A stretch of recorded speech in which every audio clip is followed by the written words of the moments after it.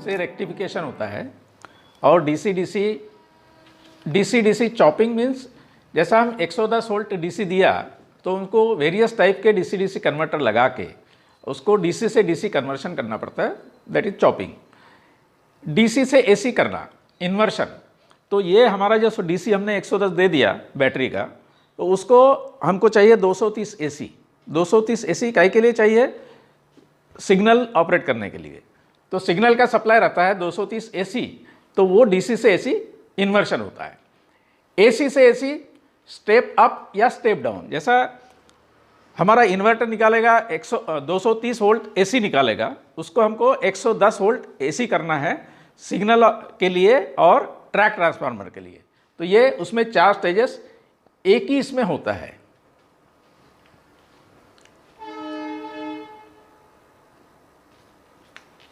To chargers in hot standby mode, तो इसमें क्या है, जैसा 2 चार्जर लगा दिया तो हमारा मेंटेनेंस बहुत सारा कम हो जाता है इसमें, क्योंकि हमारे अगर एक एक सर्किट के लिए एक एक चार्जर लगाते थे तो ऐसे 10-12 सर्किट हो जाते और उसमें 10-12 हमको चार्जर लगाने पड़ते थे। तो इसमें 2 ही चार्जर में हमारा काम हो जाता है और बैटरी सेट एक ही लगाना पड़ता है। बाकी आईपीएस हम नहीं लगाते हैं, तो उसमें जितने भी सर्किट है उतने सबके लिए डीसी बैटरी सेट लगाने पड़ेंगे। Each DC DC converter is supported with hot stand by.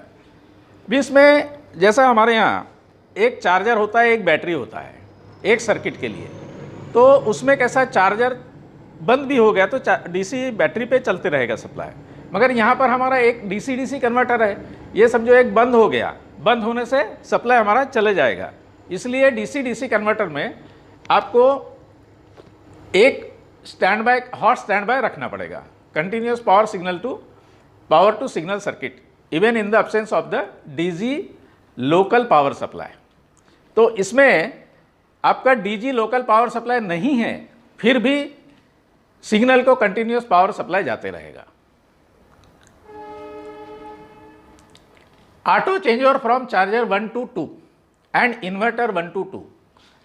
इसमें जैसा 2 चार्जर जिस सिस्टम में होते हैं तो उसमें एक चार्जर ऑन रहता है जिस पे लोड रहता है और दूसरा भी ऑन रहता है, उसमें लोड नहीं रहता है। अगर हमारा पहला चार्जर बंद हो जाता है तो लोड ऑटोमेटिक दूसरे चार्जर पर ट्रांसफर हो जाता है। और वैसे ही इन्वर्टर में 2 इन्वर्टर हमारे पास लगे हुए हैं, तो उसमें दोनों इन्वर्टर चालू कंडीशन में रहते हैं, ऑन कंडीशन में रहते हैं। ऑन कंडीशन में दोनों होने के बाद भी आपका इन्वर्टर 1 पे लोड रहता है और इन्वर्टर 2 आइडल कंडीशन में चालू रहता है। अगर हमारा सब इन्वर्टर 1 बंद हो गया तो वो ऑटोमेटिक इन्वर्टर 2 पर लोड उसका ट्रांसफर हो जाता है। तो उसके लिए इन्वर्टर ऑन लोड वो इंडिकेशन भी रहते हैं।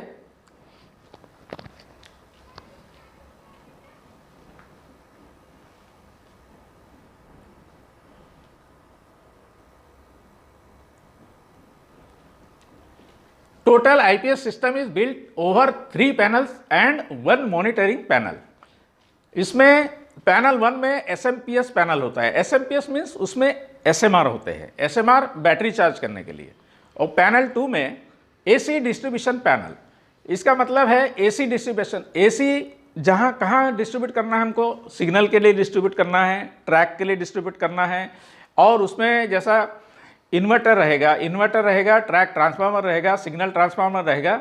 और इसमें एक चीज़ एवीआर भी होते हैं, ऑटोमेटिक वोल्टेज रेगुलेटर, या उसको सीवीटी भी बोलते हैं, तो कंटिन्यूस वोल्टेज ट्रांसफार्मर। पैनल 3 में डीसी डिस्ट्रीब्यूशन पैनल। तो इसमें जैसा हमने 110 डीसी दे दिया तो वेरियस टाइप के डीसी सर्किट हमारे पास है, तो उसको कन्वर्ट करने के लिए डीसी डीसी कन्वर्टर ये तीसरे नंबर पैनल में लगाए जाते हैं। और ये चौथा पैनल होता है एएसएम रिमोट अलार्म पैनल। ये लगा रहता है स्टेशन मास्टर की बिल्डिंग में, तो वहाँ पर हमारा सब स्टेटस, आईपीएस का क्या स्टेटस है वो सब पता चलता है।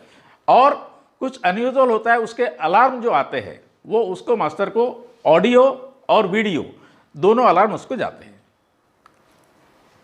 बैटरीज, इसमें VRLA या LMLA बैटरी आप यूज़ कर सकते हैं। अब इसका मॉड्यूलर डायग्राम है, जैसे एसएमआर मॉड्यूल, ये आपका आएगा पहला मॉड्यूल जो होता है, तो उसमें एसएमआर रहते हैं, दूसरा ये DC DC converter, inverter, battery, ASM panel और सीवीटी फॉर चेंज और रिलेज।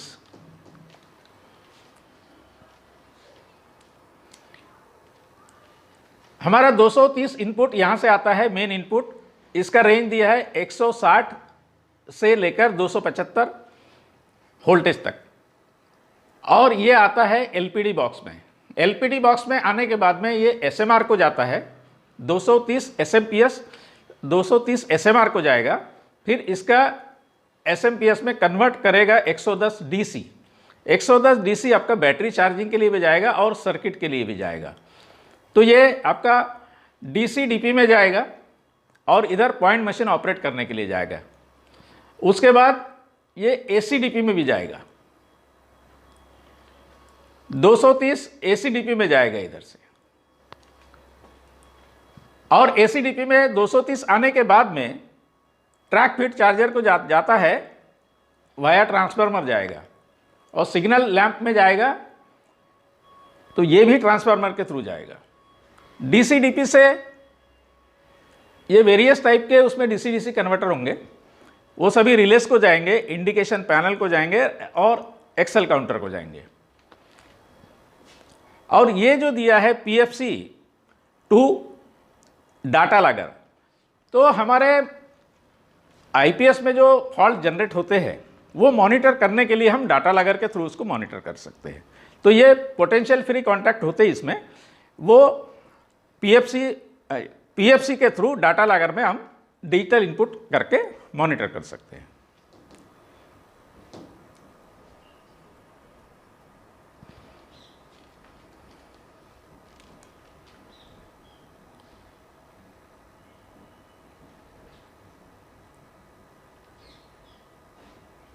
चेंज कर दो तो रुकना। ये एसपीडी लगा होता है हमारा 230 इनपुट में, तो ये सर्च प्रोटेक्शन डिवाइस होता है। इसमें फेस में ये फ्यूज़ रहता है एक 63 एम्पियर का, दूसरा न्यूट्रल में भी एक फ्यूज़ रहता है 63 एम्पियर का। तो यहाँ से फ्यूज़ के थ्रू हमारा बी क्लास प्रोटेक्शन में जाएगा और सी क्लास प्रोटेक्शन में जाएगा। बी क्लास प्रोटेक्शन आपका फेस और न्यूट्रल के बीच में होता है, और न्यूट्रल और अर्थ के बीच में तो होता है, और ये सी क्लास प्रोटेक्शन फेज और न्यूट्रल के बीच में लगा होता है। तो सेम डायग्राम है, 63 एम्पियर का फ्यूज बताया, उसके बाद में क्लास बी प्रोटेक्शन यहाँ दिया है, ये this between line and neutral, बोले तो फेज और न्यूट्रल के बीच में, और दूसरा न्यूट्रल और अर्थ के बीच में, और सी क्लास प्रोटेक्शन दिया है आपका फेज और न्यूट्रल के बीच में। सेम है ना ये तो। अभी हम देखेंगे अमर राजा आईपीएस। अमर राजा आईपीएस में एफआरबीसी पैनल दिया है, डीसीडीपी पैनल और एसीडीपी पैनल। एफआरबीसी में आपके सभी एसएमआर होंगे। अभी यहाँ 4 एसएमआर बताया है। अगर हमारा कैपेसिटी 2 एसएमआर का है, रिक्वायरमेंट 2 एसएमआर का है, तो हम N+1 कॉन्फ़िगरेशन में उसको लगाएंगे। तो 2 तो हमारे N हो गए, उसके बाद में N+1 रहेगा, +1 रहेगा, यानी हमारा स्टैंड बाय में 2 मॉड्यूल स्टैंड बाय में रहेंगे। और इसमें सब एडजस्टमेंट वाला वो जो रहता है उसका, तो सेटिंग करने के लिए CSU का सेटिंग इसमें होता है। बाद में आ जाते हैं हम DCDP में।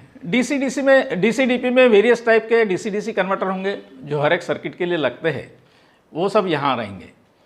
और ACDP में आपका फर्स्ट तो इसका इन्वर्टर रहेगा, इन्वर्टर फॉर सिग्नल सप्लाई।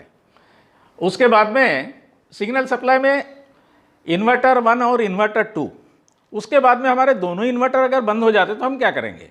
हमारे पास AT सप्लाई अवेलेबल है, तो हमारा एक CVT चालू रहता है। तो इसमें ऑटो चेंज ओवर होता है। तो इन्वर्टर 1 का सप्लाई अगर जाता है तो इन्वर्टर 2 लोड पर आ जाता है। इन्वर्टर 2, अभी हमारा इन्वर्टर 2 पे लोड चल रहा है, अगर वो इन्वर्टर 2 भी बंद हो गया, इन्वर्टर 2 भी बंद हो गया तो हमारा CVT पे लोड ट्रांसफर हो जाएगा। इसके लिए ऑटो चेंज ओवर रहता है, उसमें चेंज हो गया।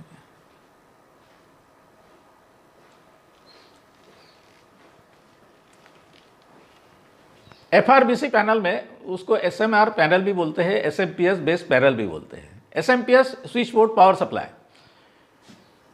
इसमें एक रेक्टिफायर होता है, रेक्टिफायर मॉड्यूल FRBC और SMR होते हैं। तो अभी जैसे हमने बताया कि SMR रिक्वायरमेंट के हिसाब से हम लगाएंगे। और दूसरा होता है CSU बोले तो कंट्रोल एंड सुपरवाइजरी यूनिट। तो इसमें सब हम सेटिंग कर सकते हैं। एक स्टैटिक स्विच होता है, उसमें ओवरहोल्ट और अंडरहोल्ट प्रोटेक्शन रहता है। उसके बाद में एक सबसे इंपॉर्टेंट चीज है लो वोल्टेज डिस्कनेक्ट स्विच। बहुत सारे लोगों को ये पता नहीं है क्या होता है। हमारा जो बैटरी लगा रहता है, हमारा SMR बंद हो गए तो लोड बैटरी पर आएगा। जब बैटरी पर लोड आएगा तो वो कितने देर तक चलेगा। उसके बाद में अगर उसका 50% DOD हो जाता है, उसके बाद में अगर हम उसको सप्लाई लोड लेते ही रहेंगे तो बैटरी पूरी डिस्चार्ज हो जाएगी। पूरी डिस्चार्ज होने के बाद वो बैटरी कोई काम में आने वाली नहीं है। इसलिए हमने क्या किया है, लो वोल्टेज डिस्कनेक्ट स्विच एक लगाया है। तो उसमें आपका 50% DOD हो गया, उसके बाद में ये ऑपरेट हो जाएगा। जिस वोल्टेज पे हम सेट करते हैं उस पर वो ऑपरेट होगा और आपका बैटरी लोड से डिस्कनेक्ट हो जाएगा। यानी चार्जर जैसा SMR से लोड को जाता है और उसी को पैरेलल बैटरी रहती है, तो बैटरी आपकी डिस्कनेक्ट हो जाएगी उसमें, क्योंकि हमारे पास सप्लाई तो है ही नहीं अभी। तो आपका पूरा DC-DC कन्वर्ट